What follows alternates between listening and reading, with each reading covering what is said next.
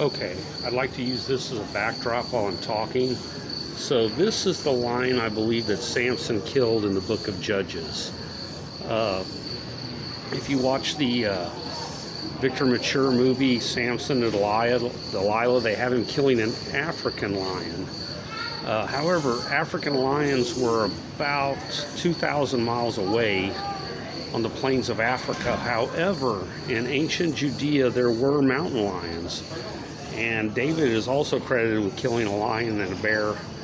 And this is the lion he killed. It's alternately called a puma, cougar, mountain lion. There's all kinds of names for them in all different cultures. But anyway, they have these in ancient Judea. And this is the lion that he killed. Much different from an African lion. Still a great feat of strength. And there are a few times that people have killed African lions with their bare hands. I know the way to do it.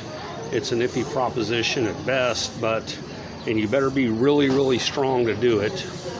There was a famous martial artist called the Golden Cat who was taken prisoner in World War I, and they would beat him and stuff, and he would never even acknowledge their existence. And so they put him in a cage with a tiger, and he actually choked the tiger out. That's how he got the name the Golden Cat. His name was Yamaguchi.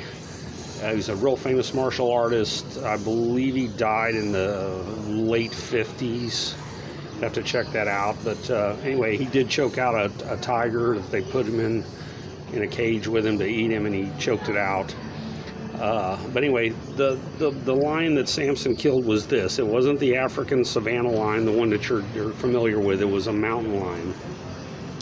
That doesn't take away from the feat of strength.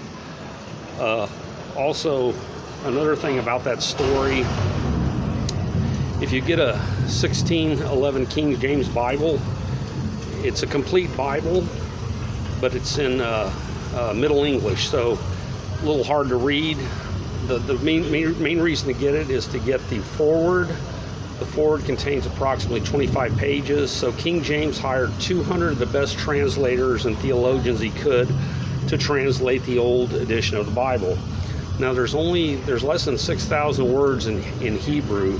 So some of them depend on the context of what you're talking about to what it means. I'll give you an example. It didn't rain of the whole of the earth till the prophet caused it to rain.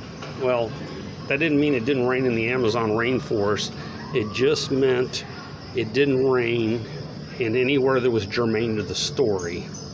So, and in this one, the thing I'm going to bring up is where Samson bound firebrands between foxtails and let them loose.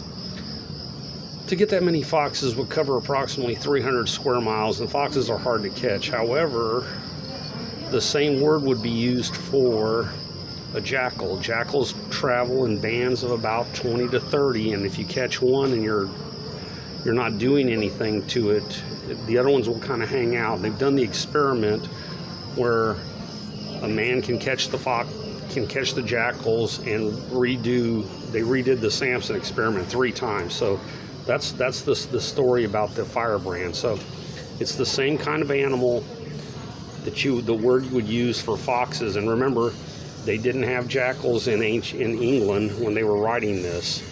Another little curious thing about the 1611 Bible, after they finished it, they gave it to Sir Francis Bacon, the main author of Shakespeare. That's another mystery if you want to check it out.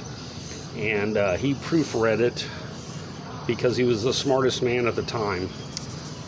Thank you. I'm out.